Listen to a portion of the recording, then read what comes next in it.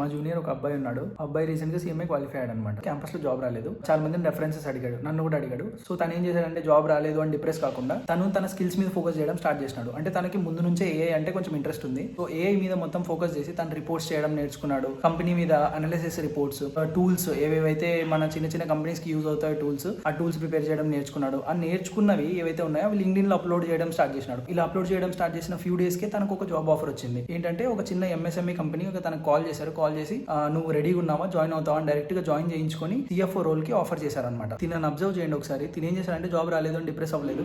తన స్కిల్స్ మీద ఫోకస్ చేసినాడు. ఫోకస్ చేసి షోకేస్ చేయడం స్టార్ట్ చేసినాడు తన స్కిల్స్ ని. మనం అన్ని ఆపర్చునిటీస్ మనం వెళ్తే దొరకవు, కొన్నిసార్లు క్రియేట్ చేసుకోవాల్సి వస్తుంది. నేను ఏమంటున్నా అంటే ఈ AI స్కిల్స్ తిను ఎలా నేర్చుకున్నాడు, CMA అనేది AI రిప్లేస్ చేసేస్తుందా, తిను ఎగ్జామ్ కి ఎలా ప్రిపేర్ అయ్యాడు, AIని యూజ్ చేసి స్మార్టర్ గా ఎలా మనం ఎగ్జామ్ ప్రిపరేషన్ చేయాలి, AI లో టూల్స్ ఎలా బిల్డ్ చేయాలి, AI టూల్స్ వాడితే బెటర్ అని గైస్ మేము మొత్తం మాట్లాడాము. ఎవరెవరైతే ఈ ఛానల్లో ఓన్లీ CMS అని కాదు, ఎవరైతే ఫైనాన్స్ ఎంతూజియాస్ట్ ఉన్నారో వాళ్ళందరూ ఖచ్చితంగా ఈ పాడ్కాస్ట్ చూడండి. నేను తనతో అట్లీస్ట్ 1.5 hours to 2 hours మాట్లాడాను. సో ఆ పాడ్కాస్ట్ నేను ఈ సండే అప్లోడ్ చేస్తాను. సో ఖచ్చితంగా మీరు చూడండి. Don't miss this video. మీరు చూస్తే మీకు ఒక ఐడియా వస్తుంది. అంటే ఫైనాన్స్ లో కూడా మనం టెక్ ఎంత అవసరము అనేది ఒక ఐడియా వస్తుంది మీకు. సో ఖచ్చితంగా మీరు ఆ వీడియో చూడండి. We discussed a lot about AI and smart way of studying things. ఇలా చాలా డిస్కస్ చేసాము. సో ఖచ్చితంగా మీరు చూడండి. ఈ సండే వీడియో వస్తుంది. సో యూట్యూబ్ లో అప్లోడ్ చేస్తాను ఖచ్చితంగా. Stay tuned, do watch it. By.